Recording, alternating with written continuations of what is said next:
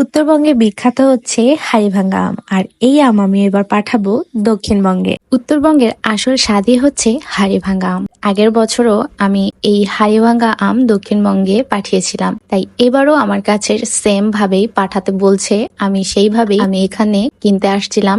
এইখানে এনারা একদম গাছের থেকে বাগান থেকে পেরে নিয়ে আসে, এখানে ভ্যানের মধ্যে এখানে নিয়ে থাকে। কত করে? নাও 1-200 টাকা। আখের মাল হাড়িভাঙ্গা সব? হাড়িভাঙ্গা মাল। অন্য আম নাই? অন্য আম নাই, সব হাড়িভাঙ্গা। সব বাত্তাম। হাড়িভাঙ্গা সব? এটা ইসাতে লিগা। এটা কত করে? 60 টাকা। অনেকগুলো রাখলাম। আম মিষ্টি খুব।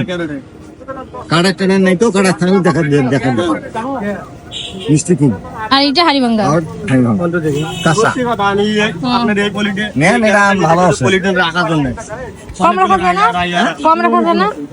না না, বাগান থেকে নিয়ে আসে দাঁড়ায়। তো আমি এখান থেকে এক কেস মানে এরকম একটা ঝুড়িতে করে আমি পুরা 28 কেজির মতো আম কিনি। আমি এখানে পুরোপুরি পাকা আম কিনি নিয়ে, কারণ এগুলো আমি কুরিয়ার করব। কুরিয়ার করতে গেলে 2-3 দিন থাকবে। এখন যেহেতু ঈদের সময় রাস্তায় অনেক জ্যাম পড়বে, জানি না কবে যাবে, তাই 2-3 দিন তো অ্যাটলিস্ট সময় লাগবে। তাই আমি একটু হালকা কাঁচা দেখে কিনেছিলাম আম। এখানে আমি এক কেস নিয়েছিলাম এখান থেকে। এনাদের বাগান থেকে ইনি আম নিয়ে আসে বিক্রি করতেছিল। তো আমি মোটামুটি এখান থেকে 28 কেজির মতো নিয়েছি।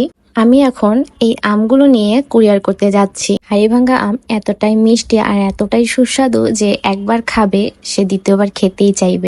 আমি এখানে বুকিং দিচ্ছিলাম, দেন তারপরে এই আমগুলো যাওয়ার পরে তারা হাতে পাওয়ার পরে এত পরিমাণে খুশি হয়েছে, আর আমার কাছে আবার 15 কেজির মতন অর্ডার দিছে। আমি আবার দ্বিতীয়বার কুরিয়ার করছি, যেহেতু ঈদের সময় ছিল। আর এইবারে উত্তরবঙ্গে যে পরিমাণে যানজটের সৃষ্টি হয়েছে, যে পরিমাণে ভোগান্তি হয়েছে, তো এই পাশ থেকে দক্ষিণবঙ্গে যাইতে একটু তো সময় লাগবে। ওরা বলছিল 4 দিন লাগবে। আমি বলছিলাম 4 দিন হলে তো আম নষ্ট হয়ে যাবে, মানে পেকে একদম নষ্ট হয়ে যাবে। তো ওরা বলছে যে আচ্ছা আমরা চেষ্টা করব যেন দ্রুত পাঠানোর।